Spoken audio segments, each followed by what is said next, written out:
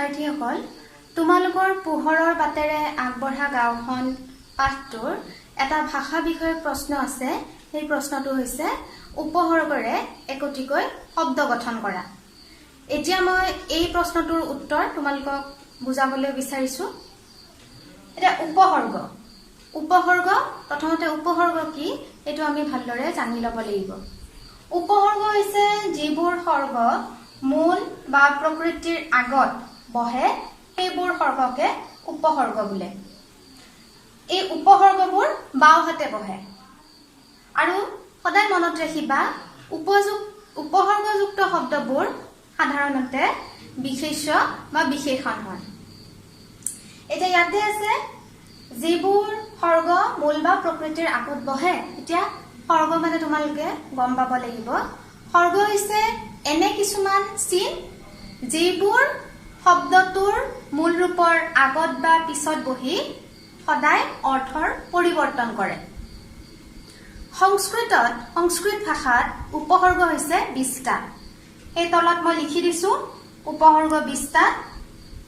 প্ৰ, পৰা, অপ, সম, নি, অব, অনু, নিৰ, দূৰ, বি, অধি, সু, উত, পৰি, প্ৰতি, অভি, অতি, অপি, উপ, আ। এইকেইটা প্ৰথমতে তোমালোকে মুখস্থ কৰি ল'বা। এতিয়া তোমালোকৰ কিতাপত আছে যে তলৰ উপসৰ্গ কেইটাৰে একোটিকৈ শব্দ গঠন কৰা। প্ৰথমটো আছে প্ৰতি, তাৰ পিছত অধি, তাৰ পিছত উপ, অব আৰু শেষৰটো হৈছে দূৰ।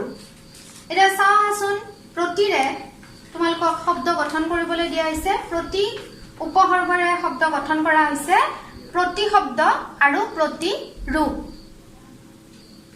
তাৰ পিছত আছে অধি। ইয়াত অধি ক'ত আছে? এইটো অধিৰে শব্দ গঠন কৰা হৈছে অধিকাৰ, অধিপতি। তাৰ পিছত আছে উপ, উপকাৰ, উপদেশ। তাৰ পিছত আছে অব আছে অৱজ্ঞা, অৱনতি আৰু শেষৰটো আছে দূৰ। দূৰেৰে হৈছে দুৰ্নাম, দুৰ্বল। ইয়াত মাত্ৰ মই থুলমূলকে এটা আভাসহে দিছো। তোমালোকে পিছৰ ক্লাছত ইয়াৰ বিষয়ে আৰু বহলকৈ আলোচনা পাবা।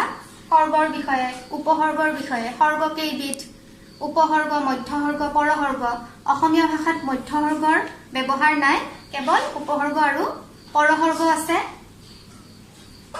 এইকেইটা দুটা মই উদাহৰণ দেখাইছো। ইয়াৰ বাহিৰে তোমালোকে আৰু ভাবিবা আৰু উদাহৰণ কিতাপত যিকেইটা লিখিব দিয়া হৈছে আৰু বেলেগ উদাহৰণ পাৰি নেকি তোমালোকে চাবা আৰু বহি ভাবি লিখিবা।